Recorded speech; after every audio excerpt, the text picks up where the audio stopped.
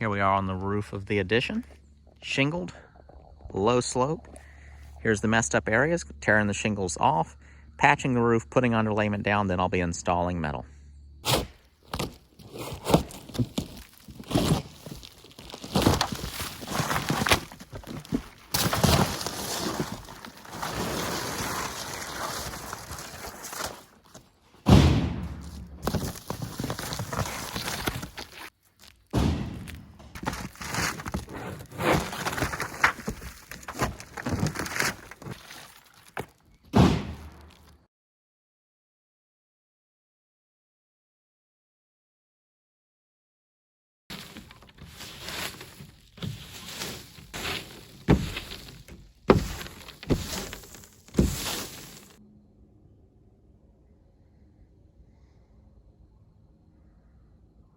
While my phone was charging, I went ahead and pulled the plywood off the roof where it needs to be replaced, and right here you can see I need to repair the ends of those rafters.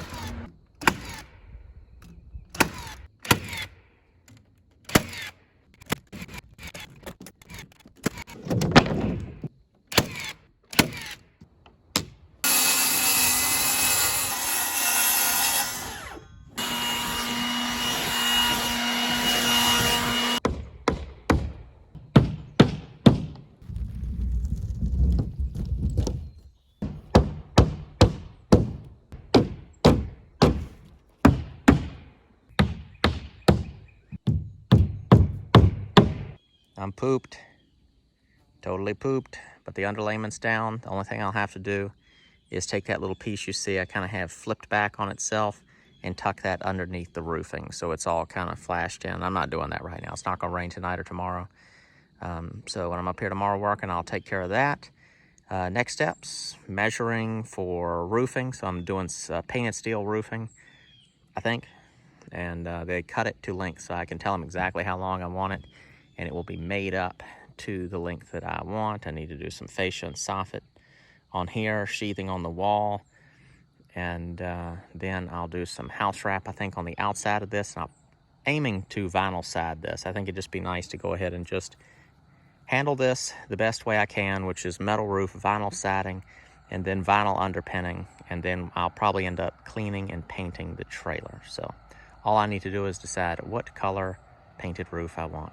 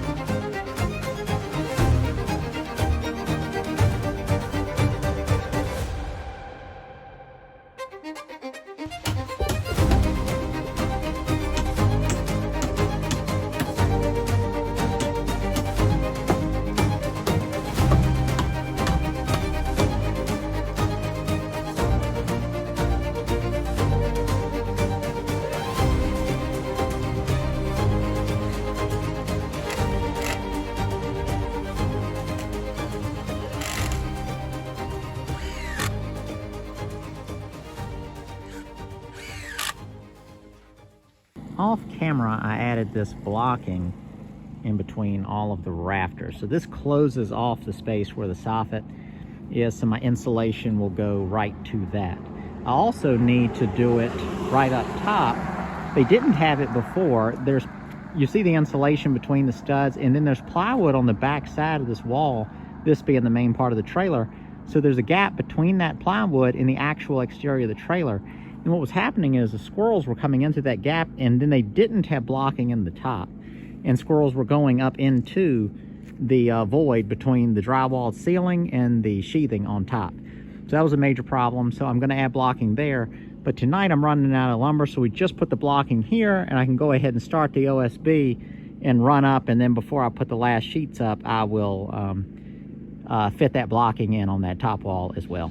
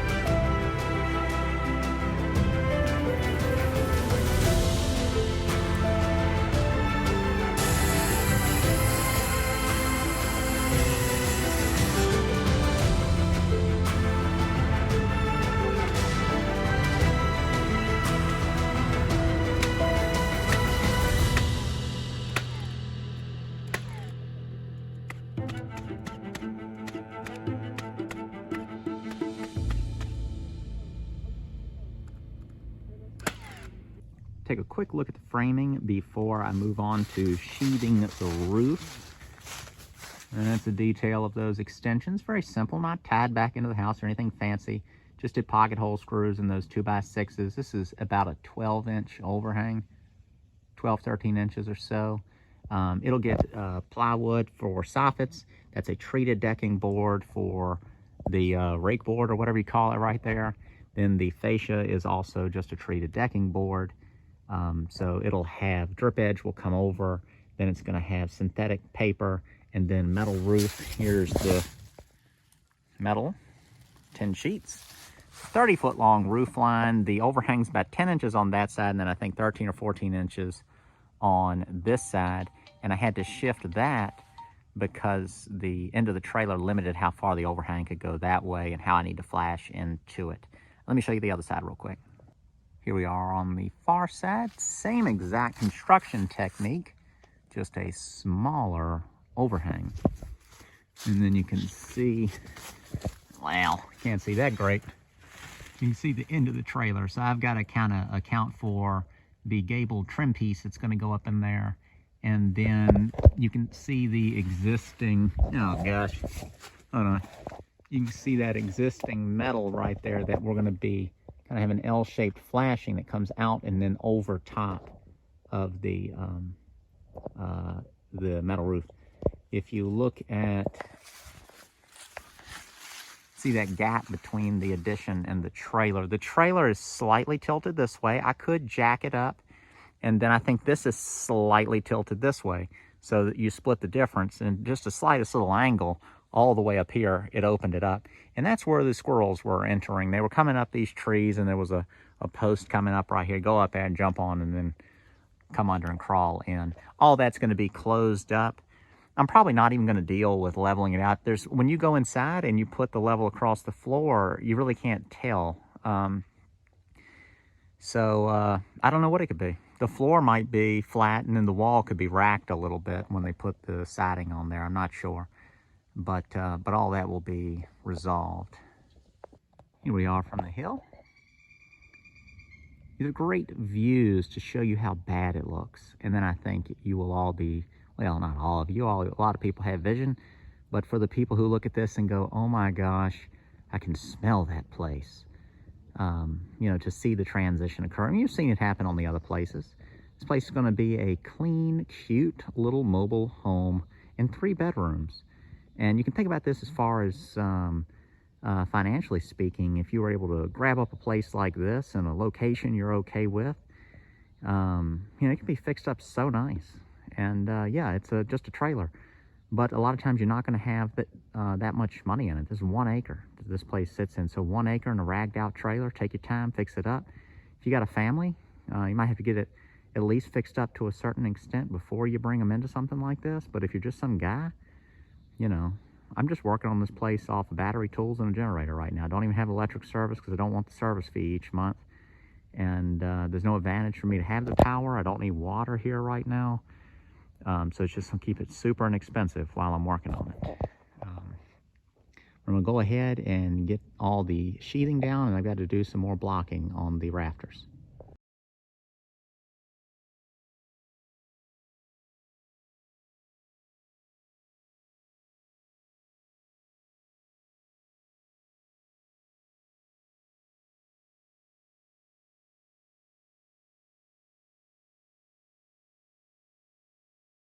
Forgive the wind, there's nothing I can do about it. It's not going to stop, it's going to sound terrible, and I'm just going to talk for a second, and then everything else is just going to be filmed and the audio won't matter. I got the first piece of metal down. I bought this metal locally at a little over $2 a linear foot. It's 3 feet wide. It's this ribbed roofing you see on places increasingly. It's more of an agricultural thing, but on the back side of this trailer, it doesn't matter. People are using it on nice houses as well. It's an exposed metal fastener, so that means you see the screws. And there's all different methods of putting down. I'm keeping it simple. Basically, I'm going 1.5 inches over the drip edge. I'm flush with the edge of my building, but there's going to be an eave trim board. Then there's going to be a trim piece that goes underneath the trailer roof and 6 inches out. The only thing that I did special is I took my little sheet metal benders and I flipped up about a 1/2 inch worth of the metal between the ribs. So basically, once that trim is down, there's a foam closure strip with adhesive that goes here. But if there was any water was to ever get past that closure strip, which seals it off, and was to push up in here, this would stop it. We're not talking about, this is uphill. You'd have to have the most incredible perfect scenario to overcome this. So this just acts as a little backup in there, more than just leaving it flush with the decking. I think that's all there is to say. I'm just going to continue working my way across. The only thing I will add is that the distance from the eave up to the trailer varies a little bit because there's a little separation in the trailer in addition over here. So I had the metal slightly overcut, and each piece is having to be trimmed between 1 and 2 inches.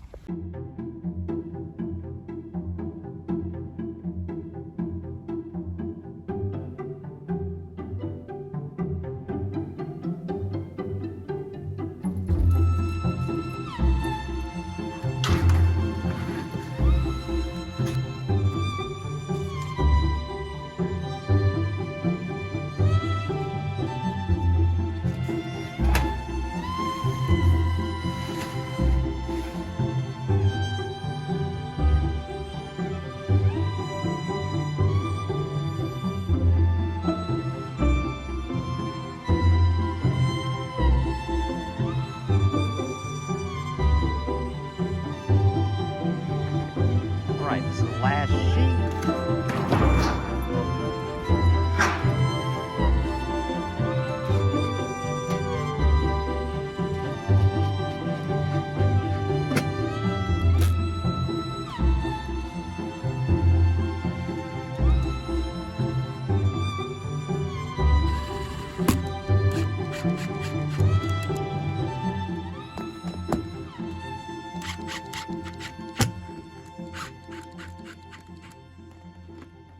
The next step is attaching this gable trim, and then the pitch brake, which is a flashing that goes under the trailer roof, will go over top this and the rest of the roof.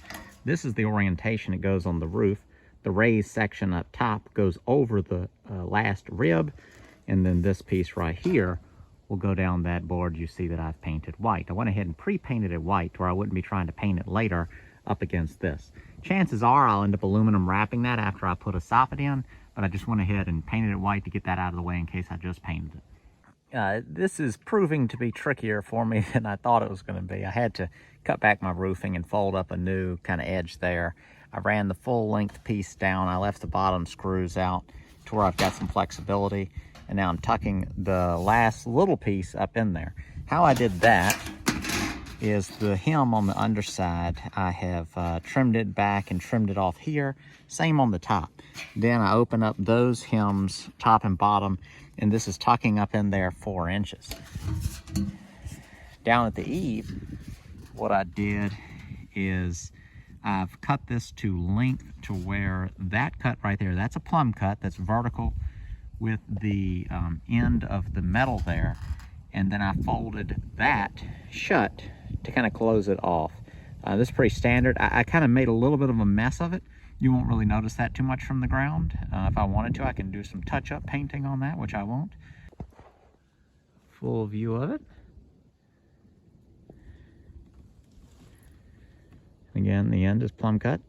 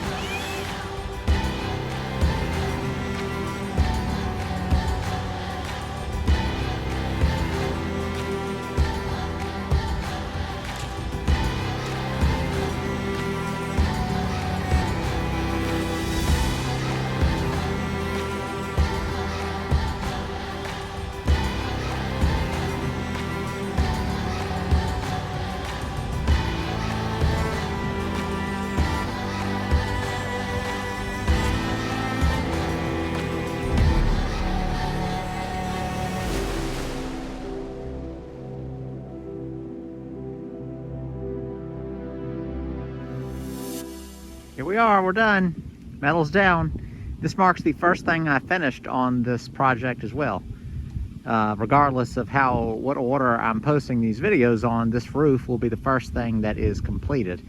The next thing, forgive the wind, I need to do something at the trailer roof to keep it from leaking and where the penetrations are, no huge deal. And then I'm gonna rebuild the front porch roof and part of the front porch, and that will get the same metal as this. So we'll see how that happens.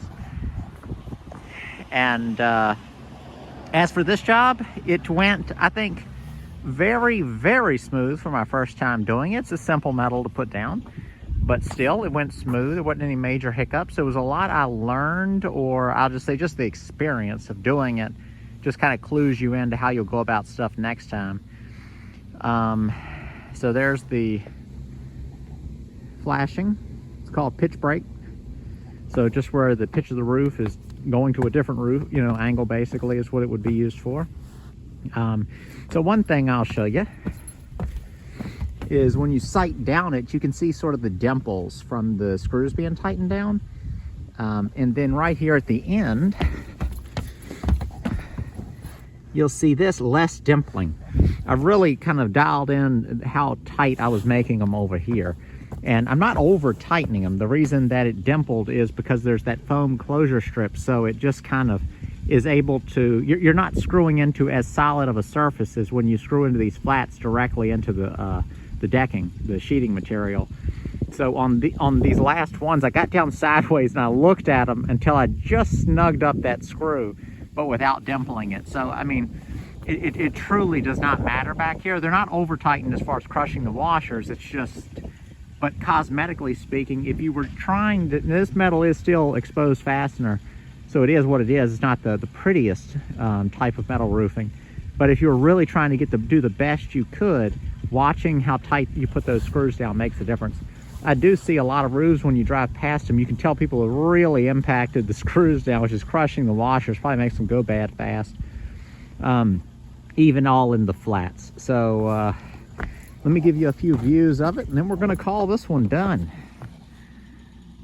And I don't know when this video will be posted, but today is the day of the January East Coast, well, I'm in the East Coast at least, snowstorm. Hitting all the way from, I guess, Texas, all on the East Coast states. So I'm pleased. I like the color. I think it is a good color. I'll say it's kind of neutral looking to me. I mean, I love this as roofing for this situation. It just is so bulletproof looking. There's a few things that I didn't do that I could have gone further. So sometimes though, people will run butyl tape down each seam on the top rib, and then also where the gable trim piece is, they'll run butyl tape down that seam as well. I think the only advantage you're getting there is it will be sealing each one of those screw holes in between. The washer seals that top, but you have that hole in between. The man that sold me the metal, he doesn't own the business, but he's been working there for 30, 40 years, something like that. He said that he has never seen that be a problem. He said they used to always use it when he did it personally, installing this stuff. And then he said it was just never a problem. As cheap as the butyl tape is, so you can get a piece that would cover from here to here and the other side. It's like a 26-foot or so, 25-foot roll is under $3. So I don't know, I didn't do it yet. I'm just trying to get this down. All it takes to do any of this stuff is the great thing about it being screwed down like this. You can just unscrew it. You could get any one of these pieces out of here just by unscrewing the panel and then just getting it out and replacing it. So if you ever had a branch fall and stab through it or something like that, any piece get messed up in particular, you can just come back in and fix stuff. I really, really like that. So anywhere where I might want some, I also thought about, I've got color matched sealant, so caulking. I thought about just loosening up taking the screws out, lifting up, putting a little sealant around each hole and then snugging it back down. I think that'd be simple. But even then, I get what he's saying. It's pinching that metal so tight that there's no water's going to get in there. And even if water got in it, it would be such an insignificant amount that it would take a bazillion years.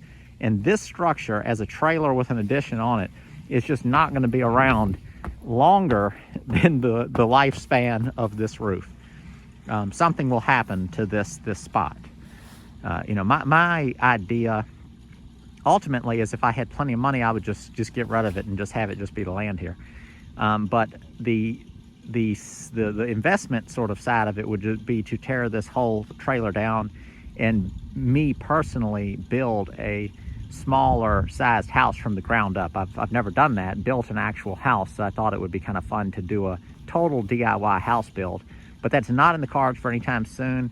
I want to finish up with all my house projects and kind of lay low for a while, living life the way I want to live it for a while, surviving off rent, YouTube, and building and selling furniture, and whatever else I want to do. I kind of want to get off of, kind of take a break from the house renovations for a while. That doesn't mean that I might not be doing some renovations in a project, but just doing it as hard as I'm doing it. You know, a lot of people ask why it takes so long to do stuff, and that's because I'm renovating 3 places at once, and that won't make sense to some people, but you have circumstances that lead to you having to do that. I just finished up the $9,000 house. I'm working on the house beside the $9,000 house and this one right now. So this one is the one I'm going to try to finish first to get the rent off of it, and then I'll transition to the one beside the $9,000 house. So that's just a little extra information. So one last look. That'd be it. we'll see what we do next. I'm actually going to move inside and do some of the stuff in here now. It's going to be really cold with all the storm stuff, so it's not outdoor working weather. I'm going to set up a temporary wood stove in here, pipe it out the window, and then start trying to finish out this part, fixing any electric, fixing some subflooring, just anything that needs to be done. There's plenty of work to be done in this place. So thank you all for watching the video. Pardon any snot that's hanging out of my nose right now, I can't help it. If you would like to support the channel, check the description. Patreon link is down below. There's a PayPal link. Sometimes people just do want to do one-time donations. The other thing I encourage people to do if you're interested in this type of work is to check out my ebook, Cheap Houses, How I Find and Buy Inexpensive Real Estate. It is I think it's like a 30 or 45 minute reading time on that. And that's probably if you're really taking your time. But it is the equivalent to 10 typed pages. And it is sort of just the bare bones, quick start guide to how to find cheap places and buy things such as off-market deals where someone wasn't even thinking about selling it. They just own a house, and how to find those people, approach those people, and how to make that deal. So if you're interested in that, it is $4.99. You can buy it on Amazon, through the Kindle program, which you can read on any device, or you can buy it directly through the link on my website, and you can download it as a PDF and print it. So that'll be it. Check the description for anything else I may put down there. Thanks for watching. See you next time.